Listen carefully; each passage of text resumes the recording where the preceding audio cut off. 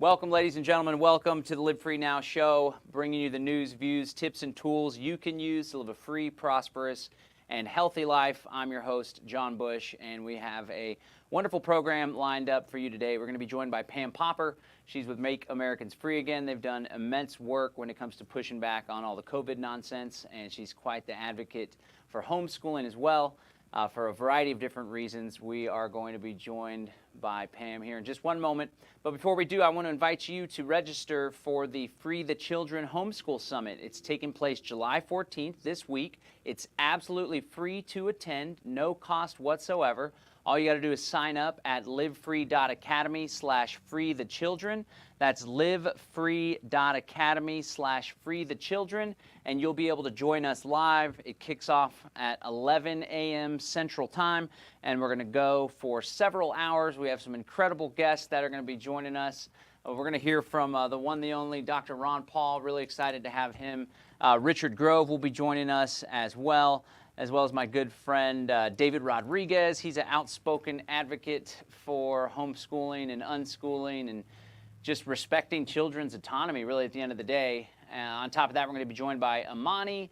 She's a homeschooling mom of 4, and her and her partner River do all sorts of educational stuff for kiddos. They're going to kick off some programs to teach kids natural building. Carrie McDonald, she's with the Foundation for Economic Education. Jack Spirko, he's a grandfather that homeschools his grandkids and an outspoken critic of government school. Of course, Pam Popper will be joined by today. We'll get to pick her brain. And we're also going to hear from my good friend Vivi, who's here in Central Texas, Brittany J., another homeschooling parent. It's going to be an incredible event. Again, you can register for free, no cost whatsoever, at livefree.academy/freethechildren, livefree.academy/freethechildren. I very much hope you will be joining us. It's going to be one heck of an event. But without further ado, let's bring on our guest for today. Pam Popper, how are you today? I'm wonderful. Thank you for having me. Awesome. Well, I'm super excited to have you and very grateful that you're going to be participating in the summit. You've done some amazing work and helped to spur an entire movement of people that are pushing back on all the craziness going on in this world. So maybe we can just start by having you introduce yourself to our audience and sharing some of the work that you've done over the past few years to push back on this COVID craziness. Okay, great. Well, I think that a lot of people are saying things like, I feel like I've been in training for this my whole life, and I sort of feel like this too. My background was first business, and then I got interested in health, and I went back to school, and then I opened a healthcare company 27 years ago. We specialize in informed medical decision making. And that led to doing a lot of research to develop programs and articles and that sort of thing about health, how to make informed decisions about health. So I was involved in making some documentaries. I've written some books. So I guess when this all started, I knew exactly what it was. I'd written articles on fake pandemics that had been declared before. I'd written articles on medical tyranny and all of the nonsense and the collaboration between industry and government and the drug companies. I mean, the whole enchilada, right? So I knew what this was. And within a very short period of time, however, I also knew that this was deeper and darker than anything that had happened before, and that they were never going to let us go unless we pushed back in an enormous way. This was one of these things where we either solve the problem or we just descend into a hellacious environment I don't think any of us want to live in. So it was in that environment that we created Make Americans Free Again. Initially, the group was created, and we started groups because we knew we had to raise enormous amounts of money for lawsuits, and we've been real successful at that. But we soon realized that our people needed a lot of assistance just navigating life during this whole thing, which is going to go on for a long time. I mean, if anybody watching this thinks this is going to go away next week, you're sadly mistaken on that, because it's not going to.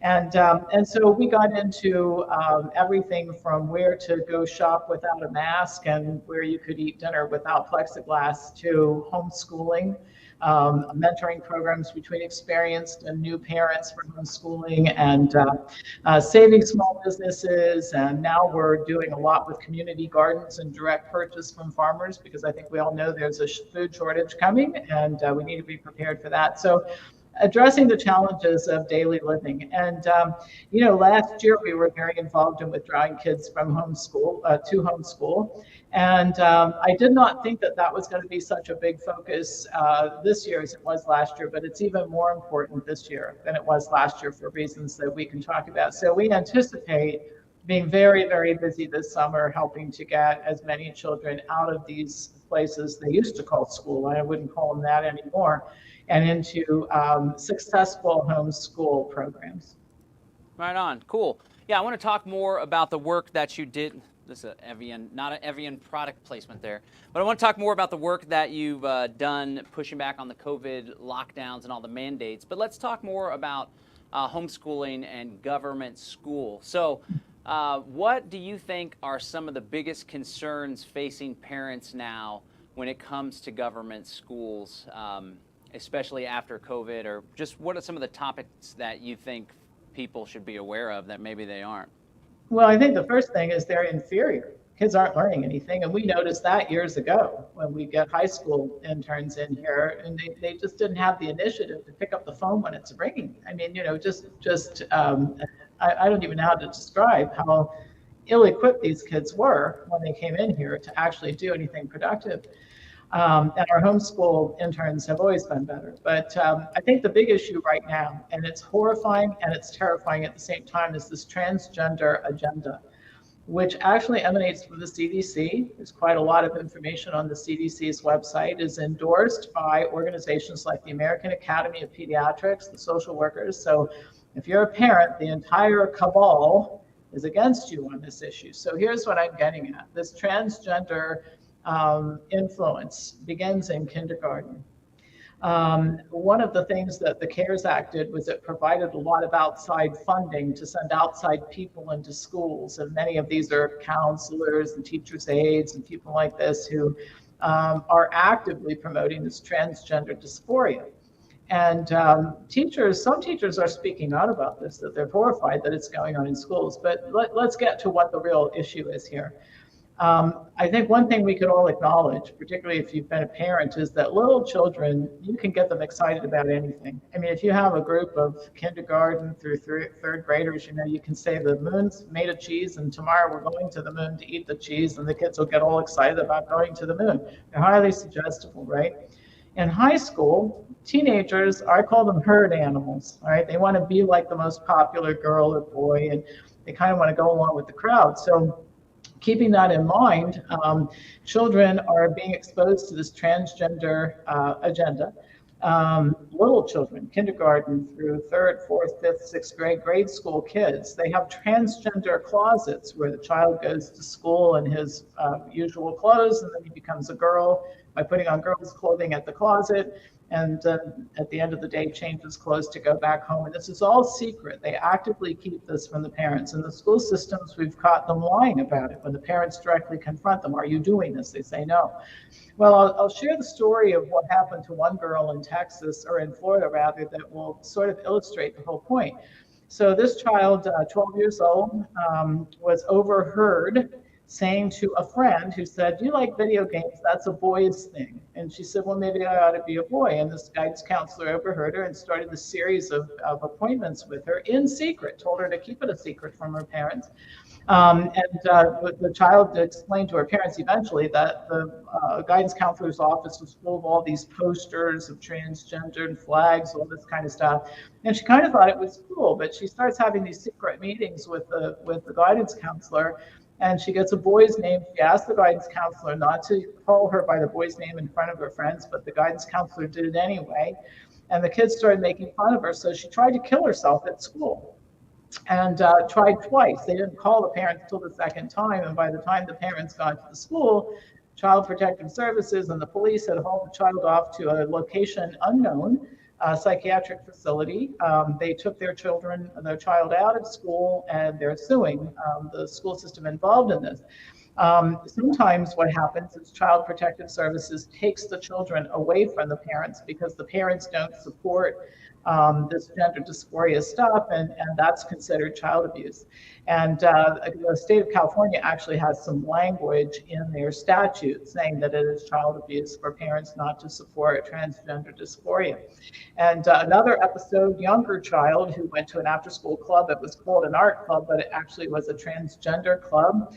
And this kid ended up with all kinds of psychological problems. The parents pulled her out of school. They went to the principal supported it. They went to the school board supported it. They found out that the state they live in has an agency, a state agency that teaches the people how to do this in the schools.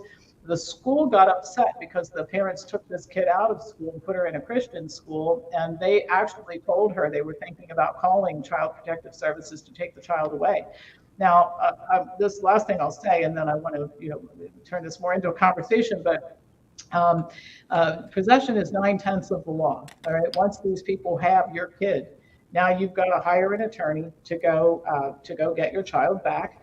And as I mentioned before, the problem you have is all the people who might be experts, like the Academy of Pediatrics, pediatricians, social workers, psychologists. I'm not saying all of them are on board with this, but their associations are. So it's difficult to find somebody who's going to defend you, and they will have experts who will not defend you, who will side with the school, CPS, and the state, and that sort of thing. So this is a horribly unsafe environment for children to be in. And it's not going to stop. That's one last thing I'll say is some members of my local group have this problem with a school system, very wealthy school system just north of where I live. One of the parents said to me a couple of weeks ago, we figured out what the school board is all about. The school board members will sit there with their arms crossed, and they'll listen to a half hour of parents saying how upset they are about all this stuff and all that kind of thing, knowing that the half hour will be up soon, and then they can just do whatever they want to do. There have been episodes where the school board just walks out of the meeting until everybody's gone, and then they come back in after all the parents have gone, and then they vote on whatever they want to vote on. So you're not going to influence it. You're not going to change it. It's right now, almost mid-July. If you think that this is going to get changed before your child goes to school this fall, that's not going to happen. So the only safe thing to do is keep your kids the hell out of these places. They're unsafe for children. Right on. Thanks for sharing all that. I'm always reminded of this Malcolm X quote, and of course it was a different context, but it still rings true that only a fool would let his enemy educate his children, right? Mm-hmm. So myself and a lot of folks in our audience are libertarians and anarchists. We're not fond of the government. So for folks that value freedom, you really are doing yourself and your family a disservice by sending them to these indoctrination centers, as many people refer to them. Let me ask you this. Now, I understand in certain areas, probably in major cities, this phenomenon of injecting gender ideas and confusion into children is much more prevalent, perhaps less so in more conservative small towns. Let me ask you this. How much of this is coming from activist teachers, right? Maybe like a very far left teacher, that's what they do in their spare time. They tweet about it all day, right? And how much of it is actually embedded in the curriculum? Most of it's embedded in the curriculum. So it doesn't really matter who the teacher is. The child will be exposed to it. There are books in the library. The library used to be a safe place for a third or fourth grader to go browse in the elementary school library. Now there are books that are pornographic. There's a very poignant video of a parent reading from a book and the school board saying you can't use language like that in this setting. And the parent saying, this is interesting because my fourth grader checked this book out of the library that I'm reading from right now. So it's embedded in the school. It's embedded in the curriculum. It's part of the DNA going on. So you might actually have a teacher, let's say you send your child to elementary school and that child has a fourth grade teacher who thinks this is all horse manure. That does not mean that your child will not be exposed to this through clubs and activities and in the library and playing with kids on the playground who have a teacher who's woke and into all this ridiculousness. So there's no avoiding it. And by the way, I live in a suburb of Columbus, and it's so woke here. I mean, this would be considered a small town school system. It's so woke here. It's despicable. I wouldn't send a child to this school system if my life depended on it. So There may be certain very rural areas where it's been purged, but let's look at the state of Florida. You and I were talking about this before we started recording this interview. Everybody thinks Florida is just swell. Well, let me tell you about Florida. The legislature there passed a law saying that you can't have transgender education in grades K through 3. And then they took a victory lap, and the governor of Florida, he's better than most. He takes a victory lap. Aren't we rocking down here in Florida to protect parental rights? Well, what about the fourth grader?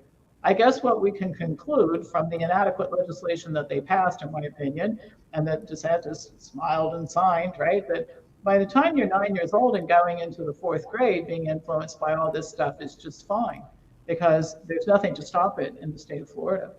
So again, there is no safe space for kids in these god-awful places called school. And I've been a big advocate since I started Make Americans Free Again. You have to fight fire with fire. We're all, people in this country are way too nice and passive, all right? Here's how you get rid of this stuff in school. Get your kids out. If enough kids are pulled out of school, all of the revenue that goes to the schools based on the number of children in the school, you decimate that school, get 3/4 of the kids out of school, and they will have this great awakening called, we better start listening to the parents, because we're having to lay off these woke teachers now and the support staff and maybe close buildings. Some of that is going on already, but it needs to be accelerated to the place where you bring these people to their knees. The teachers' unions and the National Education Association and these organizations who perpetuate this stuff, so it's top down in addition to bottom up, they will not be able to continue to do this if you disable them, and that's what we have to do. Right on. So you've talked about just intrinsically, in your experience, mine as well, homeschool kids have a tendency to be brighter, more critical thinking, more self-starters. You talked about this crazy woke stuff and gender stuff going on, being taught to kids. I personally have no problem with adults making whatever choice they want to make, preference, sexual identity, however they want to show up, whatever, but it's completely inappropriate what's being I think it just confuses the heck out of kids, really, and just causes all sorts of just weirdness. What are some other things that parents should be concerned about, or that in your view are a reason why the parents need to get their kids out of government school? And can you also update us on what's going on with the COVID-ness? Because from what I understand, there's still schools that are requiring masks of the children. Well, they're going to go back to masks, and they're going to, there was a victory in California. They beat back the LA school system, wanted to make it mandatory for COVID vaccines. But they'll try again, and they're trying to get it on the childhood schedule. And again, the forces are against you to keep your kid from being exposed to all this. And remember also that these children who have been terrified, we all talk about being adults. Let me just back up and say, we all talk about being adults and going to the farmer's market when it's 80 degrees, 85 degrees outside in the sunshine. You see the masked people when you walk into the grocery store on a sunny day, and the masked people. Okay, and we look at that and we go, oh my gosh, those poor terrified people. I mean, I'm not angry with them, I'm sorry for them, right? Well, think about the influence on impressionable children watching these kids walk around scared half to death of everybody and telling them we're going to kill our grandparents if we don't wear masks. I mean, all of that ridiculousness is again a very, very bad influence. But I think that even aside from COVID and transgender ideology, I think one of the biggest things I can tell you is that I'm 65 years old. When I was in school, there was a very clean line between what the school was supposed to do and what was the purview of families and parents, right? And you had this partnership between the school and the parents, and they listened to what the parents wanted. And my parents sent my sister and I to school for academics. And the expectation was you were going to be excellent at academics. Okay, I don't know what I thought was going to happen if I didn't get good grades, but I wasn't going to experiment around and find out. We were expected to do well, and so it was all about academics, teaching you how to be disciplined and to learn. Now, I still think it was way too programmatic. I mean, I look back, but the bottom line is I learned how to function. I learned how to read. I understood how to do math. I understood how to sit still in a chair and pay attention to what somebody was saying, whether I wanted to listen to it or not. There were a lot of very good things that came out of schools that knew how to stay in their lane. Well, part of what we're talking about here is schools that are not staying in their lane. They've go into this theory that it takes a village to raise a child. You know what it takes to raise a child? Parents. All right, you need parents to raise a child. School's job's not to raise the child. So my point is that while they've devolved into all this nonsense we're talking about, the academics have gone down the tubes, right? The kids can't read, they can't write, they're not critical thinkers. And so if you want your children to have a future, they have to learn. They have to learn things like how to think. They have to learn how to read. I'll share with you, one of my friends pulled her teenagers out of school. And for all the reasons we're talking about last year, mostly COVID related. Now she's glad they're out of school for the reasons we're talking about now. But my point is that she discovered that her 14-year-old didn't know how to read. How do you get to be 14 years old and not know how to read? And so a parent in our group who was mentoring this mom said, before you do anything, like, don't worry about anything. You got to get this kid to the place where she wants to read and she knows how to read, because people who can't read cannot get ahead. It doesn't matter what you want to do. Even if you want to go into one of the trades, you have to be able to read, right? So for so many reasons, there's just not much good going on at most of the schools in this country right now. There are probably some exceptions, but I would say the rule is you want to get your kid away from this. All right, I couldn't agree further. So homeschooling is a viable alternative, as is unschooling, if that works for some families, more of a child-led learning. And then, of course, there are some like-minded private schools out there. Mm-hmm. Although I struggle, I have two kiddos, and they've never set foot in a government school, and they've been homeschooled and unschooled, and we've done some private schools. It's actually been rather challenging. I definitely want to talk about some of the challenges. Nobody is saying it's going to be easy, but none of the good things in life tend to be easy, the things that are really worthwhile. And I struggled here. I'm in Austin, Texas, right? So it used to be cool, hip, and weird, but now it's very, very left and woke, and they really went hardcore on the COVID stuff, especially. We since moved out to the more small, conservative, rural town, just 30 minutes east. So we can still go to the city to visit my family and go to a show or whatever, but that life is a lot better and slower, and people are a lot more friendly and country here. It's good old Texas. But nonetheless, I thought perhaps, and this was during the COVID stuff, one of the schools they were at didn't end up working out, so I was looking for another school. And there's all these schools that were very much, granola, and they were into yoga, and it was something that aligned with my values and my beliefs, and they had gardens and permaculture, right? So I was like, okay, these guys, hopefully they're into natural health as well, because sometimes that comes with the territory. But that actually was not the case. And on the phone, they're like, we only require masking if the kids are not able to distance. And I kind of thought, like, okay, maybe this is just one of those things, because a lot of businesses, I would never do this. I'm loud and proud about it, but sometimes a business has a sign on the wall, and it's like, wear your mask or whatever, but they don't enforce it or anything. But sure enough, they very much did enforce it, and they even went so far, it was in the winter time, and it was like 40 degrees, and they had all of the classroom windows and doors open for circulation, and my daughter was freezing and stuff, so she didn't last longer than a week at that school. And one of the big things was they did actually make the kids wear masks, and they were very serious about it, and they even had the kids like policing each other. So we pulled her out of there really quick. It did not work. But what's some advice that you would give for parents that are thinking about making that transition? Because there are a lot of uncertainties, there's a lot of challenges, a lot of parents feel insecure, I haven't been formally trained for this. So what would you say to some of the parents that are kind of on the edge, but they just feel a little unsure about it? Yeah, that's a good point. And I think the first thing is that the reality of today is that we are all going to live with inconvenience. And the question is, what type of inconvenience do you want to sign up for? Because if you're one of those people who has your child taken away, it's very inconvenient to pony up $50,000 for lawyers to go get your kid back, right? So it's a whole lot less inconvenient to homeschool. That's the first thing.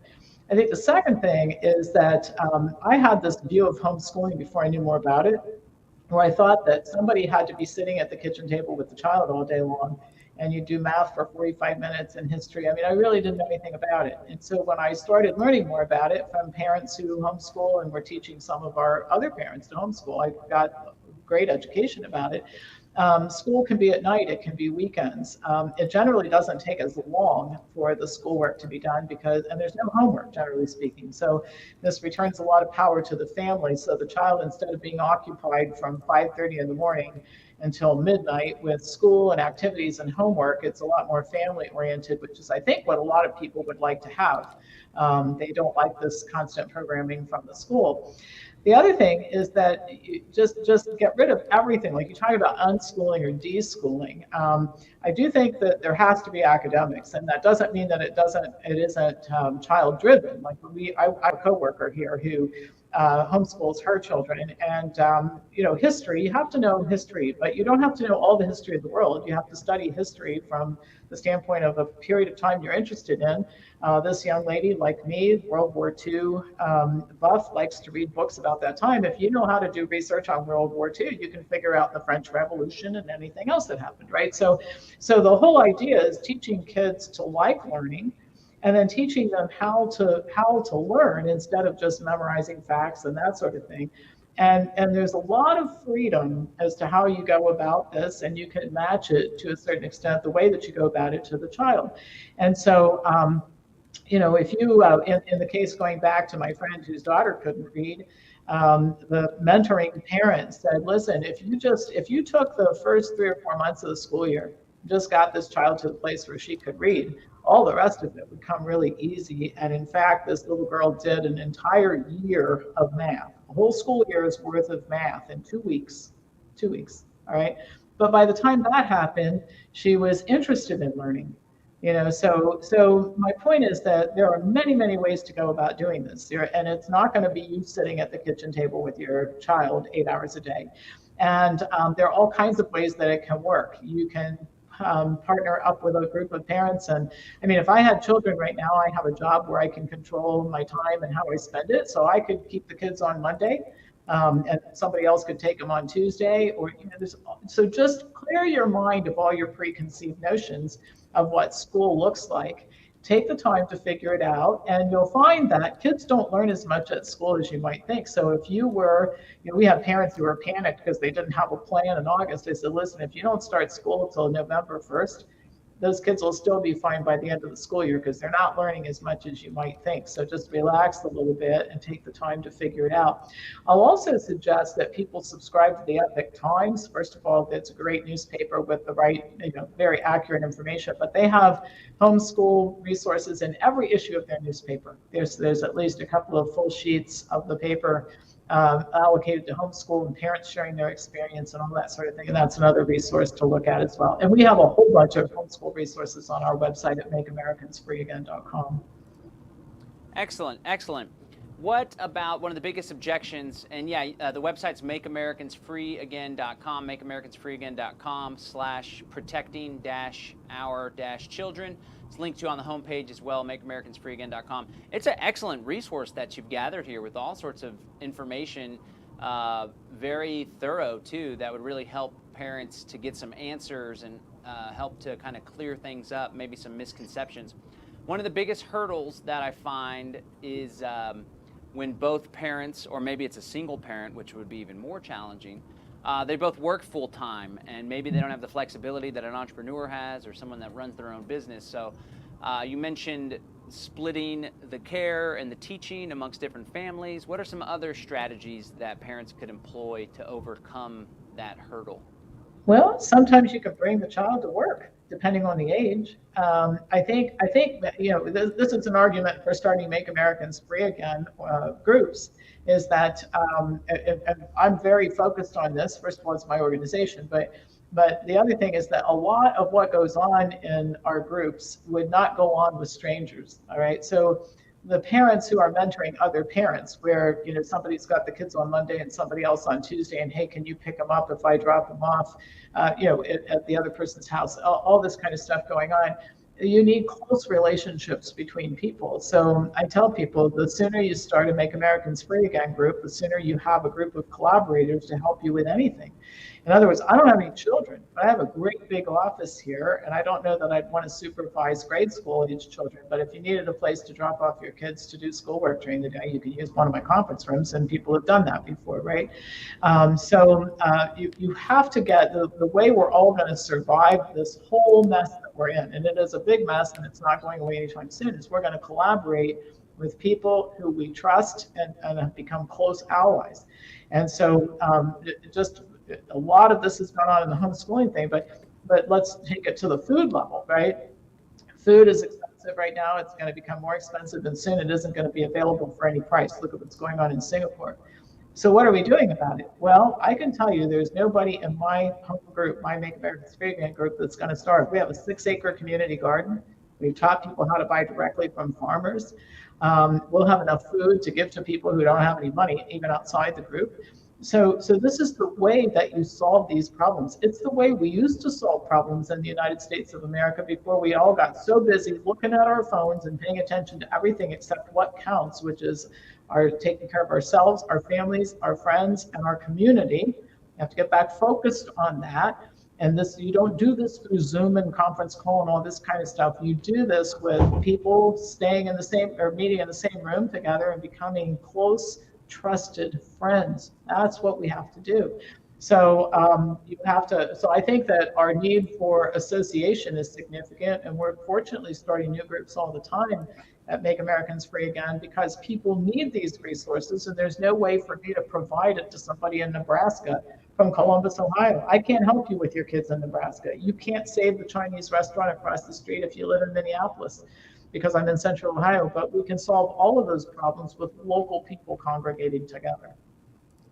Yeah, for sure. It's definitely critical that we find freedom-minded, good people and work together on common problems. We have something similar with the Freedom Cell Network. So we started this decentralized peer-to-peer mutual aid group, and a lot of people are getting together. There's many families that pulled their kids out of government school and are doing a little homeschool group. And food production is absolutely critical, and I think a lot of folks in the freedom and truth community and health freedom community are really spearheading those efforts. Here in Central Texas, we just chipped in to buy a cow to get butchered, and we ended up selling shares to have a whole cow butchered in literally like 3 days. So that's pretty cool. It's still going to take a few weeks to turn around, but yeah, you said earlier it doesn't take a village. I mean, it does take a village, a chosen village. I don't have anything to do with their village and the bureaucrats and obviously all the CPS goons and stuff. But cool. Well, it's really cool to see that you guys have those resources there. Have y'all done any legal battles? Are there currently any legal battles when it comes to some of this homeschool stuff? Because I know in some jurisdictions it's actually a challenge. You kind of have to ask permission to homeschool your kids, and then in some countries it's completely illegal. Can you kind of talk about some of the legal obstacles and what it takes? Most, that's again where parents can help. In a state like Ohio, you don't really need permission to homeschool, but there are some things you'd want to be aware of in case somebody contacts you, including, for example, having somebody sign off on your curriculum and certify that the child had completed certain things.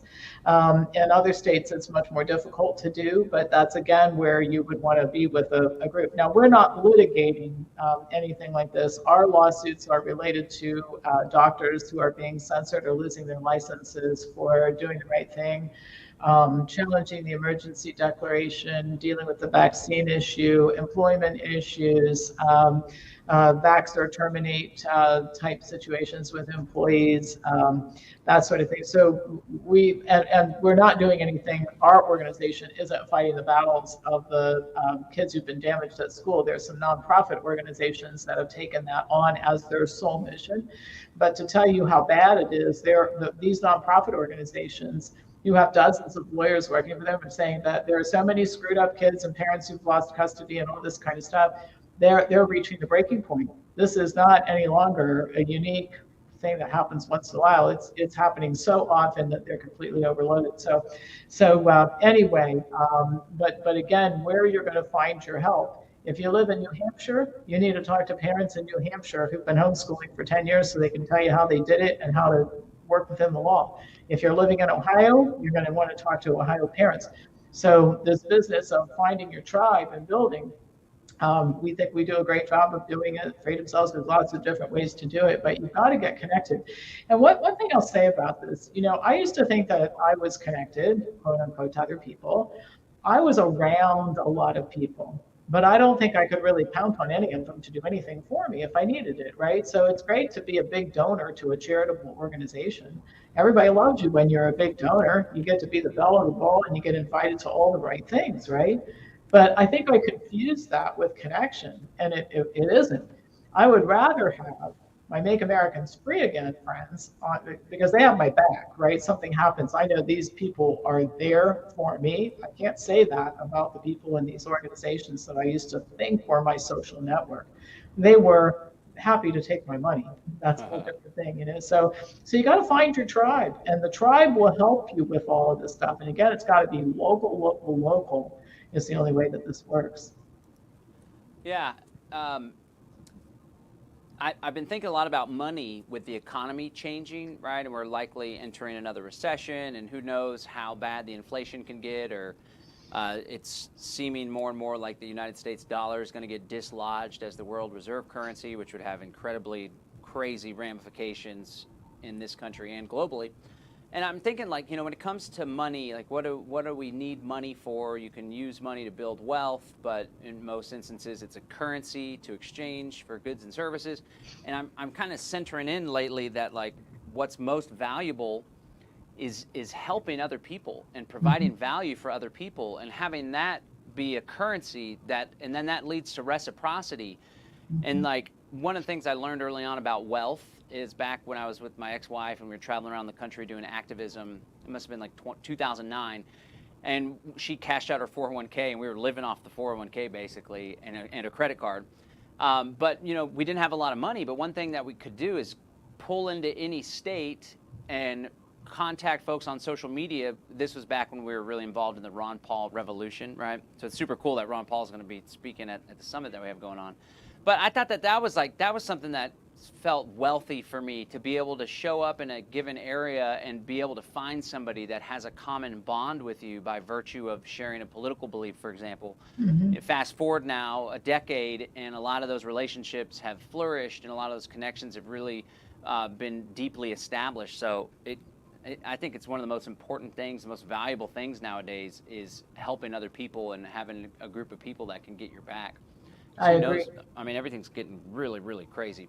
All right, for those of you that are just joining us, we are speaking with Pam Popper. She is going to be presenting at the Free the Children Homeschool Summit. You can register for free at livefree.academy/freethechildren, livefree.academy/freethechildren. It's taking place July 14th. We have all sorts of incredible speakers, including one and only Dr. Ron Paul. He has a homeschool curriculum, the Ron Paul homeschool curriculum. He also wrote a book called School Revolution, and he's been a tireless advocate for freedom and homeschooling. Richard Grove is going to talk to us about the work of John Taylor Gatto, the Underground History of American Education. Carrie McDonald is an advocate for unschooling. Jack Spirko, the list goes on. And of course, Pam Popper will be presenting as well. So we really want you to join and learn what some of the biggest issues are facing families that have their kids in government schools. And we really want to pave the way and show folks that there is an alternative, and there's a community of supportive people that want to help folks transition out of these government schools. Let's shift gears a little bit, and I'd love to get some updates on some of the work that you guys are doing, pushing back on this mandate stuff. What are some of the bigger victories that you guys have had in y'all's effort, and where is that at? Our most recent one is we restored the medical license of Dr. Paul Goslin, who was attacked by the Maine Medical Board for writing vaccine exemptions. That was a very expensive battle. And by the way, just to let you know, if you just look at all the doctors who are in trouble in the United States, if not a single new doctor gets in trouble, it's going to take 50 to 100, maybe $200 million just to deal with all of that. Okay. So we were successful in getting Dr. Goslin's license back. One of our attorneys got the Pennsylvania Music Association to back down and not require vaccines for competition. We had an attorney who was successful in getting rid of school bus masking. In one state, we got an injunction for the NYPD to not have to get vaccines. We ended vaccine passports in Boston. We ended vaccine passports in New York. We won a vax or terminate case in Gainesville, Florida. And sometimes we win when we file. I mean, I live in a hard lockdown state, and we did not have a second lockdown here, like all the other hard lockdown states. And our emergency declaration was lifted in June of last year. And so we never really got to trial on our bigger case, but the governor was worried about going to trial, and without any notice last June, just had a press conference one day and said, "Go free, Ohioans, just go free." And it could be a coincidence that we were going to be in court in a couple of days, but I think not really. So we've been successful at this. We're currently defending more and more and more and more doctors. We are providing support, experts, and legal assistance on Paul Thomas's case in Oregon. He's the pediatrician who published his data on vaccinated versus unvaccinated, partially vaccinated kids. They took his license away without even a hearing. So we're involved in that case. I don't even think I can we probably have 5 or 6 dozen lawsuits right now that we're involved in active litigation at this time. Wow. So it sounds like there's been a lot of victories.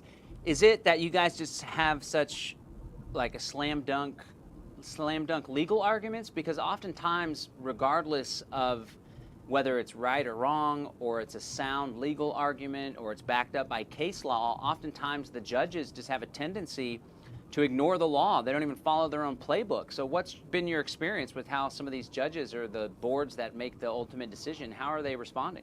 Well, I think a couple of things I'll mention. I think the first thing is that we're very particular about attorneys. We don't have some reference list of 5,000 lawyers listed, go to the website, pick somebody. We interview attorneys. If we think they're great, we try to get them to join our team. If we don't, then we don't invite them to join our team. We operate with legal strategy. In other words, I use a word that people don't like so much, but we better get used to it, and it's called discipline. We have got to stop running around with our pants on fire, screaming and hollering with our fists in the air and thinking that that's going to solve any problems. I mean, I understand being angry. I'm angry too. There's a time when I want to run around with my fists in the air, but we got to buckle down and we got to think like our enemy. They're smart, they're strategic, they've got unlimited funds, and they've been planning it for a long time. So the only way we're going to deal with this effectively is to be smart and strategic ourselves. A lot of lawsuits, I know people like to beat up the court system, but we're seeing some great stuff come out of the Supreme Court, including that West Virginia v. EPA case that basically is the beginning of dismantling the administrative state, which is where a lot of this god-awful stuff comes from. It's these agencies, both at the federal and state level, staffed with millions of people who are not elected, accountable to nobody, making up rules and regulations. That's how they pulled off this COVID thing. That was a great decision from the Supreme Court. There have been some others that I think are pretty great as well. The decision about OSHA. There is a lack of understanding about the legal system, and that's on our side of the issue too. My pet peeves are misinformation on our side of the issue. Our side of the issue, we have people misrepresenting facts just as much as the other side. And we have to be equal opportunity critics. And if we don't learn to rein ourselves in, this all is going to be a lot harder to solve, right? But the other thing is lack of understanding about the courts at all and the laws. And I'll give you an example. So this lawsuit that got filed to end mandatory vaccines for healthcare workers and to end mandatory vaccines for employers who employ 100 or more people, that was going to be enforced by OSHA. Very good decision. They said OSHA didn't have the authority. Congress didn't give it to them. If OSHA wants the authority, they have to go to Congress. They have to get it. That was the right decision. Then people say, yes, but they didn't do anything about the required vaccines for healthcare workers. Well, Congress gave authority to CMS to put stipulations and conditions on reimbursement. The Supreme Court followed the law. So people are still complaining about that judgment. But it's a good idea before you start complaining about some of the stuff to go read what the law says, because the judgments have not all been bad. I remember in the summer of 2020, people were losing, almost every case got lost. And the reason was, and we were looking at this, we're reading these cases, the people were making the claim that their rights were being violated. You know what the government said? You're right, but we have no choice because that's an emergency. And the judge would say, well, there you go, right? Well, we filed a lawsuit after we watched 1,000 of these things get thrown out. and said, we're challenging the emergency declaration itself. In other words, we think that you've committed fraud. We demand that you show us evidence of what your numbers are and show that those everything you're doing is justified. Scared the crap out of them. That's why we didn't get locked down a second time. So there are bad judges and there are bad courts. There are also some very good judges and good courts. There are also a lot of bad lawyers filing bad lawsuits where the people don't have standing, or they filed it in a jurisdiction where you can't possibly get anything done. And I think I like to think it's all well-intentioned, even the misstatements on our side of the issue that are spreading around factually. I want to say it's well-intentioned, but it doesn't really matter because it just makes it harder to solve the problem. So I think we have to be careful to not arrive at conclusions and just repeat what other people are telling us because, and let me give you just one example on the misinformation thing. All right, so people are talking about all of these lots, the different lot numbers and the difference in injuries and all this sort of thing, all right, from the vaccines. Okay, if you go to the VAERS database, and I've done it, and we have a data analyst who used to work for the CDC Foundation who's done this with us. The field for lot number is not filled in most of the time, okay? So the only accurate thing you could say is a very small data set that doesn't represent anything because we don't have any data on the vast majority of it suggests that there may be some differences in the lots. We have no way of knowing. And so all we can do is point out that this very limited data set that isn't even a subset of anything because the data set is completely incomplete, right? But oh my gosh, you can watch video after video after video where people continue to make this unfounded claim that based on lot numbers, we can say something about the vaccine effects. So anyway, I would just caution people to not be so quick to jump on the bandwagon of somebody who says something without checking it out first, whether it is the courts are bad and you can't win or factual information being misstated, in terms of COVID itself. Yeah, I'm glad that you point that out. I think a lot of it has to just do with intellectual laziness. And then a lot of people in our community have a confirmation bias. And everything's all part of the conspiracy, and every single person is part of this agenda, when in reality there's all sorts of disparate pieces. Not to say that there isn't a conspiracy and a lot of ugly, sinister stuff afoot, but not everything is a conspiracy, and not everything you read on the internet is true. And unfortunately, a lot of people need to be reminded of that. Well, let's face it, it's the reverence for experts that got us in this mess. You know, Fauci is considered the world's leading virologist. I don't think any of us want to be led by him, right? Mm-hmm. But it's this reverence for experts that causes people to watch a video and say, well, this person has 4 degrees from Harvard, Yale, and Oxford, must be right. And really what makes that person right is the thing that they told you when you look that up, is that right? And I don't even think it's laziness so much as that people don't know they're supposed to question everything, you know? So anyway, well, I hope this has been helpful. I'm looking forward to Thursday when we get to do this again and focus on homeschool. I'm real passionate about this and want to be as helpful as I can. Awesome. I got one more question for you. Okay. On your homepage, you have these longer term goals, and it says design and launch a superior medical system. So I've always been an advocate of creating alternative systems, decentralized systems, our own institutions to hopefully compete and rival with a lot of this corrupt stuff. Can you just talk about that vision that you have and what it might take to pull that off? We're going to do it. My company is going to do it. What it takes to pull it off is enough people to draw from. And we've known this for a long time. We actually wrote our business plan for it in 2014. And that's the comment I made before. I feel like I've been preparing for this my whole life. But I think the key is that what kills medical systems is money.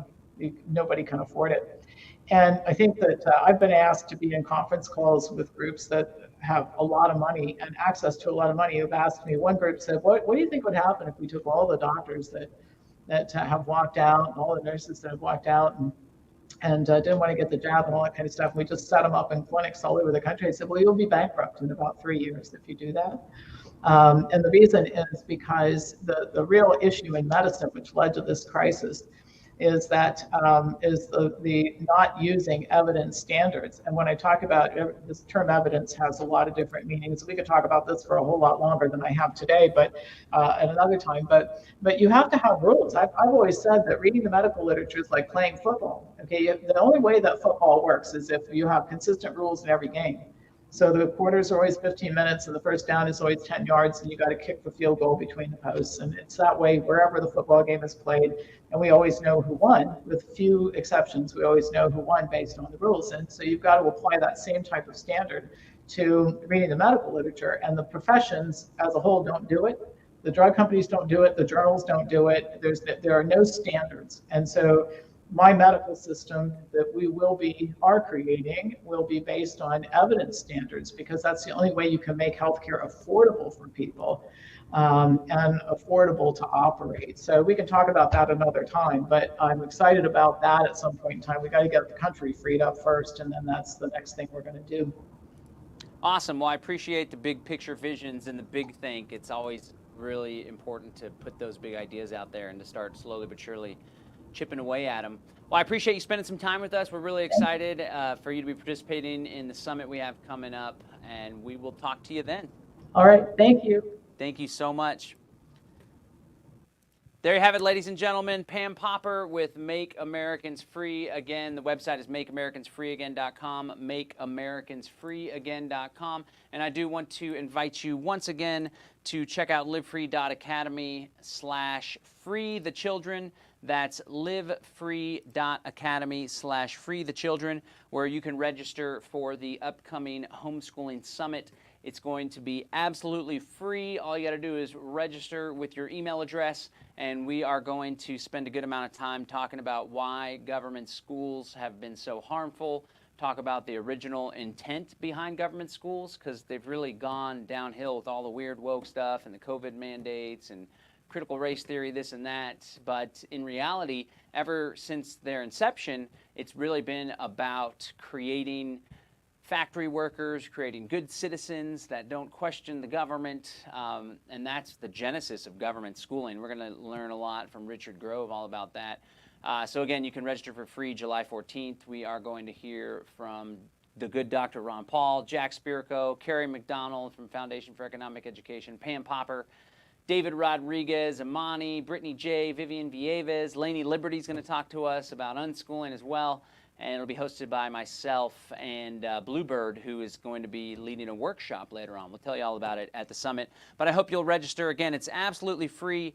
livefree.academy/freethechildren. That's livefree.academy/freethechildren. If you're watching on YouTube or Odyssey, I encourage you to subscribe. You can go and click that button, and you'll be notified whenever we produce a new video or we're going live. So I hope you'll subscribe to us on YouTube, or better yet, on Odyssey, a decentralized blockchain-based censor-proof platform.